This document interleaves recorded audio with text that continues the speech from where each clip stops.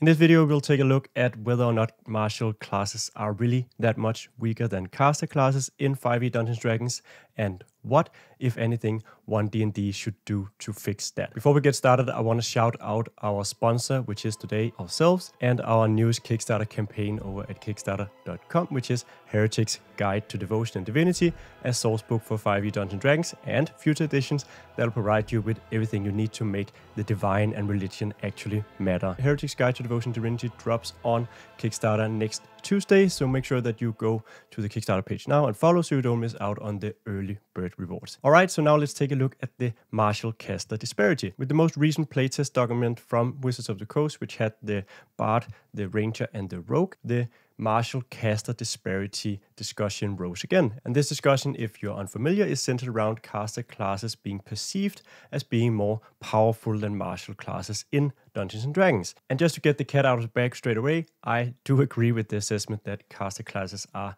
generally more powerful than the martial classes. I think it's very hard to argue with the fact that in most situations, and even in most combat situations, a 20th level wizard is going to be more useful than a 20th level fighter. Now, the main reason for this has to do with versatility, because with a bunch of different spells available to them, full spellcasters simply have an arsenal of different solutions to all manner of different problems, from find traps to fireball to teleportation to haste. There's a bunch of spells out there that can accomplish different goals, whereas fighters, barbarians, monks, and so forth, they may have some tools in their toolkit depending on which subclass they chose, but they're never gonna have as many tools as a 20th level spellcaster. I started playing in 3rd edition, and while 3rd edition had some issues where casters could stack buffs in ways that were just outrageous and made them, well, necessary to play the game at the highest levels, they also had some weaknesses that really affected them, especially at earlier levels. For example, casters in 3rd edition would never be able to wear armor unless they took specific feats that would mitigate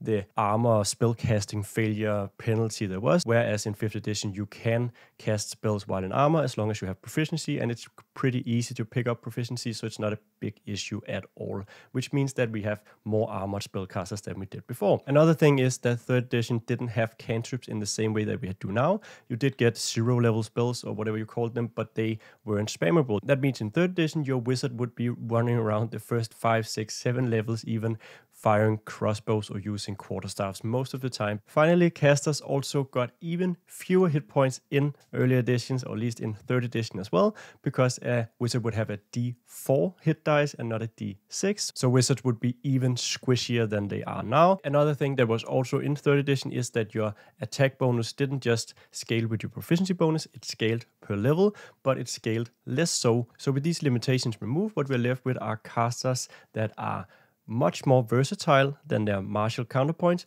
who are almost as sturdy at low levels and generally even sturdy at higher levels because they have spells available to them that can boost their AC, such as the very easy to cast and very easy to get shield spell. And not only that, casters can also in most cases wear the same kinds of armor and use the same kinds of weapons almost as effectively as their martial counterpoints. So now that it's obvious that I think that there is a martial caster disparity, there is some unevenness in the playing field here between full casters and full martial classes.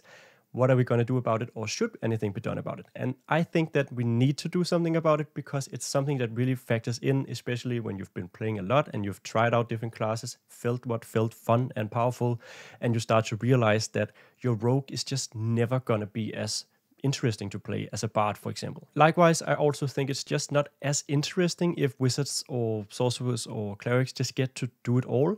I would like classes to feel distinct, so that if you're very good at this thing, you're not going to be as good as this other thing. There's going to be a trade-off here. This disparity has just gotten so big that I think that in most cases you'd much rather be at least a half caster than not have any spells at all. So if you ask me how One D&D should fix this, the first thing I'm going to say is that I don't pretend to have all the answers. I don't know exactly how One D&D should fix this, but I do have some ideas about how I would go about fixing it. It's a pretty classical trope that wizards or full spellcasters are pretty frail and vulnerable, especially when they cast their big spells. They may get weakened by using such powerful magic. They aren't able to just do that all the time. So I would really want to see spellcasters have more of a trade-off there, whether that's in terms of having even less hit points, being more squishy, or just not having access to heavy armor that easily, for example, or perhaps it's just that we are going to remove the shield spell and other types of spells that are going to make spellcasters very, very sturdy. That's also a good thing. And I also think that we need to either put a cost on casting powerful spells, such as you lose hit points or you gain exhaustion. The new exhaustion that One D&D presented has you going just -1 to everything when you get a level of exhaustion. That could easily be something where when you cast your most powerful spell or whatever, you're going to get a level of exhaustion, or you're going to have to roll against exhaustion. I don't know, you can play around with those rules, but the point I'm trying to make here is just that there should be some sort of cost, or at least you're going to be vulnerable if you're a full spellcaster. You're not going to be as hard to kill as the fighter right next to you. It needs to be more dangerous to be a spellcaster because you are more dangerous. Another thing has to do with cantrips, which I generally like. I like that you don't have to use a crossbow or a quarterstaff. That was really the most boring part of playing a spellcaster in 3rd edition. Those first 5 levels where you had to walk around just hitting things with a staff didn't feel fun at all. So I do appreciate that we have cantrips, and I don't even think we need to necessarily change them too much, but I would like to see fighters just scale more. In terms of raw damage, we want the martial classes to be far ahead of the wizards and the sorcerers in terms of what they can put out consistently on every turn. I think that has more to do with buffing martial classes than it has to do with taking away something from wizards, sorcerers, and so on. And that buff can come in terms of pure damage. I think it would be perfectly fine if pure martial classes just scaled more aggressively in terms of damage. So the barbarian's rage die should just be higher. The fighters should get bonus damage or free martial maneuvers they can use that deal extra damage. The ranger is going to get this hunter's mark that is basically going to become spammable and deal extra damage. The rogue sneak attack can easily be buffed or gain some additional effects that deal extra damage. And the next thing has to do with versatility, and I want to preface this with saying that I don't ever expect a fighter or barbarian to be as versatile as a wizard or a sorcerer or a cleric, because spells are simply going to do that. They are going to be more versatile, and that's fine.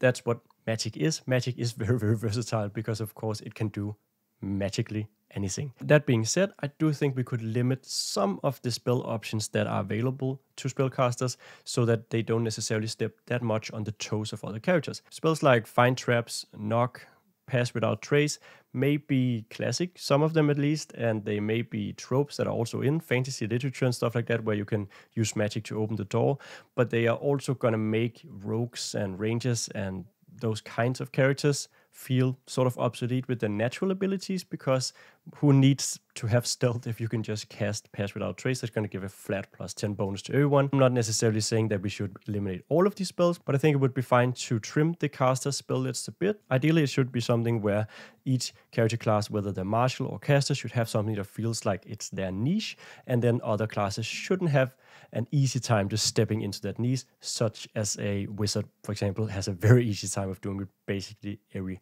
character class.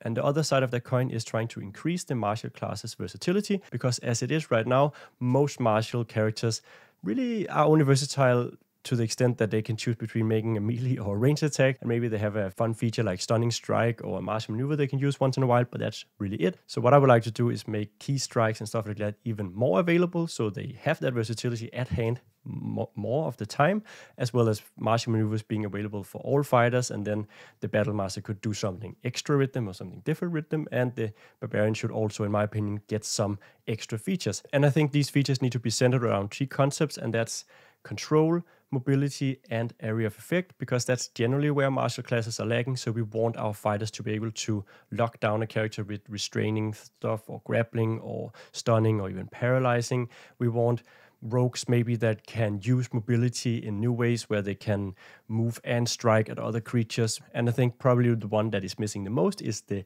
area of effect stuff. So in early editions, you'd have feats like Whirlwind Attack that well, took like 4 feats to get and wasn't even that great, but you could sort of give it to characters at an earlier level and make it more available to martial classes to sort of attack everyone around you, or shoot arrows at 5 enemies at one time, or just do stuff that affects an area in general. Now, it's important for me to say here that 4th edition did a lot of this stuff. It gave martial classes spell-like abilities, basically, where they could do all sorts of semi-quasi-magical stuff, and that's not necessarily what I'm looking for. I prefer my martial classes to like feel martial and grounded, but you can do so in a way where it's not super magical like. It's just, well, the fight is so good that he can attack each enemy around him when that makes more sense than attacking individual enemies or attacking the same enemy. Just giving them a bit more versatility, making them feel a bit more superhuman when it comes to combat, because that is really their field of play. That's their arena. That's where they should feel more powerful. So in summary, I think that we need to make martial classes just a bit more powerful across the board, deal a bit more damage, make sure that their attacks stay well ahead of the